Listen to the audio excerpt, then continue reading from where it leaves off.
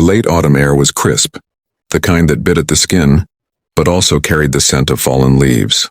Adrian Stone sat alone on a wooden park bench, his coat draped carelessly over his shoulders. Around him, families laughed. Children ran with balloons, and couples strolled hand in hand.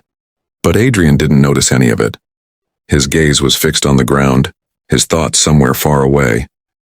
His phone buzzed in his pocket. Another reminder of a meeting. Another call from his assistant, but he ignored it. What good were endless meetings when the one person, who mattered most to him, would never sit beside him again? He closed his eyes, hearing echoes of his daughter's giggles from years ago. "Push me higher, Daddy, higher!" She used to squeal on this very swing set across from him. But now the swings moved only in the wind, empty and haunting. He felt the weight of his wealth pressing on him like a curse. Billions in the bank, skyscrapers with his name on them. Yet he couldn't buy back what he'd lost. He couldn't buy happiness. A small shadow suddenly fell over him. "Hi," a tiny voice chirped. Adrian blinked, startled. Standing before him was a little girl with wild curls, wearing a faded pink jacket a size too big. She clutched a tattered teddy bear with one missing ear. Her eyes, bright, innocent, curious, studied him as though she could see past his tailored suit, past his cold expression, straight into the sadness he carried. "You look sad," she said softly with a kind of blunt honesty only children had. Adrian's lips parted, but no words came out. Then she held out her teddy bear with both hands. "You can take Teddy, he helps when I'm sad." The world around him seemed to stop. The sound of laughter, traffic, the chatter of families, all of it faded into silence. Adrian stared at the worn-out toy, his chest tightening. This little girl was offering him the one thing she treasured most.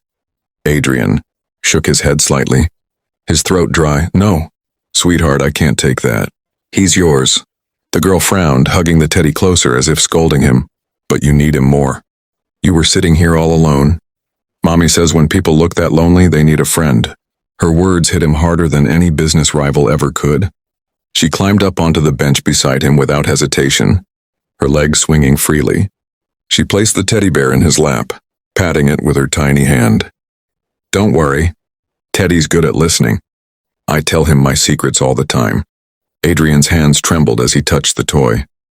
The fabric was thin, nearly worn through, but it radiated warmth, the warmth of love. For a moment he felt foolish. He was a man who could buy the most expensive gifts in the world, yet this ragged little bear was priceless. He cleared his throat, his voice unusually unsteady. "What's your name, little one?" "Lila," she said with a bright grin, her missing front tooth making her smile even more endearing. Adrian sat still, Teddy resting on his lap, Lila leaning happily against him. For the first time in years, his chest didn't feel so heavy. Her chatter filled the silence he had carried for so long. "Do you come here every day?" Adrian asked, his voice softer than he realized. Lila nodded, kicking her legs. "Uh-huh. Mommy brings me after school. Sometimes we have snacks, but today..." She bit her lip and shrugged. "We don't have money for snacks." Adrian's heart clenched. His daughter had never known a day without food, without comfort. Yet here was a little girl giving away the only treasure she had, a teddy bear.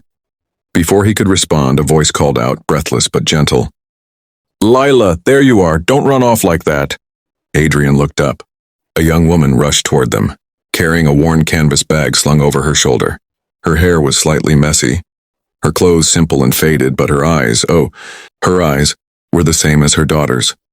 Warm, honest. Lila hopped down from the bench. "Mommy, this is Adrian. He was sad, so I gave him Teddy." The woman froze mid-step, her gaze locking with Adrian's. For a split second, he saw the flicker of worry, fear even, as if she expected a man in an expensive suit to scold her daughter or push her away. Instead, Adrian stood slowly, holding the teddy bear with both hands as if it were made of glass. "Your daughter has more kindness in her heart than anyone I've ever met," he said quietly. The woman blinked, stunned. Her lips parted as though she wanted to speak but didn't know how. Finally, she whispered, "I'm sorry if she..." The mother's cheeks flushed pink as she reached for Lila's hand. "Come on, sweetheart, we should let the man have his peace." But before they could walk away, Adrian found himself taking a step forward. His usual instincts, the cold, calculating CEO reflex, were gone. Instead, there was only the man who once used to push his daughter on the swings. "Wait," he said softly. The mother hesitated, turning back. Lila tilted her head curiously. Adrian knelt down to Lila's level, handing the teddy back into her small arms. Teddy belongs with you, but would you mind if I came here sometimes? Maybe to sit with you? Lila's eyes widened with delight and she nodded so fast her curls bounced. Yes, then you won't be lonely anymore. The woman's lips trembled, her eyes glistening. She had seen powerful men before, men who ignored, dismissed or looked down on her. But this man was different. He looked at her daughter not as a nuisance, but as a blessing. Thank you, she whispered, her voice shaking. Adrian stood, his gaze meeting hers. No, thank you, he said, and for the first time in years, he meant it with every piece of his soul.